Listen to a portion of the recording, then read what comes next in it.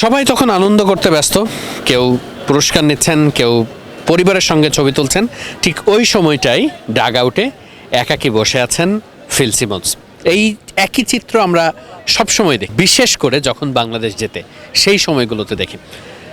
খুব শখের বশতই ফিল সিমন্সের সঙ্গে একটু কথা বলতেও আমি এগিয়ে গিয়েছি এবং সিমন্সকে আসলে আমি ঠিক ওই মুহূর্তে জিজ্ঞেস করেছিলাম যে আজকের এই সিরিজ জেতাতে আসলে তিনি খুশি কিনা। তিনি বলেছেন আই এম হ্যাপি। তো আমি তখন বললাম যে কিন্তু আপনার অ্যান্সারটা ঠিক খুব পরিপূর্ণ লাগছে না, আপনি কি খুব বেশি খুশি না? তো তখন তিনি বলছেন যে I will be happy in the next year October. কথাটা এইভাবে বলছিলেন, আমি আপনাদের সহজ করে বলার জন্য আর কি সেভাবে কনভার্ট করে বললাম আর কি।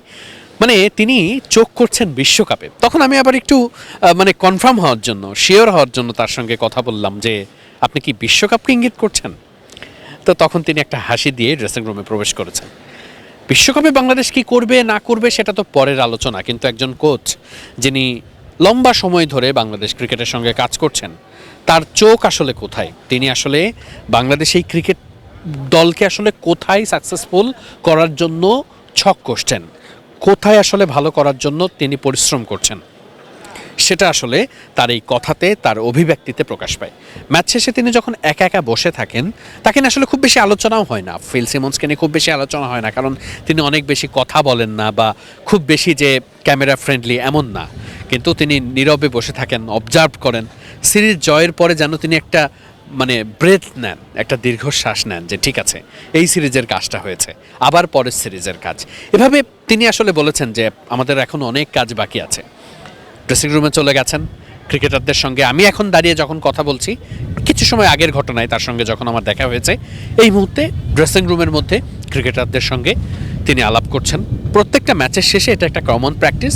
শুধু তিনিই নয়, টিম ম্যানেজমেন্টের সবাই ড্রেসিং রুমে একসাথে বসেন, ক্রিকেটাররা বসেন এবং শুধু ভালো কথাগুলোই হয় তা নয়, বরং যে ভুলগুলো হয়েছে সেগুলো নিয়েও আলাপ হয়। যত বড় জয় হোক না কেন, এটা এখন জাতীয় দলের ড্রেসিং রুমের প্র্যাকটিস।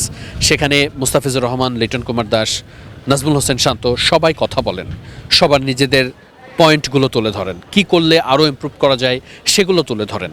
একই সাথে এই যে বাইরের যে পুরস্কারগুলো দেখছেন, এগুলোর বাইরেও ড্রেসিং রুমে একটা আলাদা পুরস্কার থাকে, একটা ছোট্ট মেডেল। ওই যে ছোটোকালে আমরা যখন একটা পাড়ার টুর্নামেন্ট খেলতাম, একটা মেডেল থাকতো না, এরকম একটা মেডেল দেওয়া হয় ভেতরে।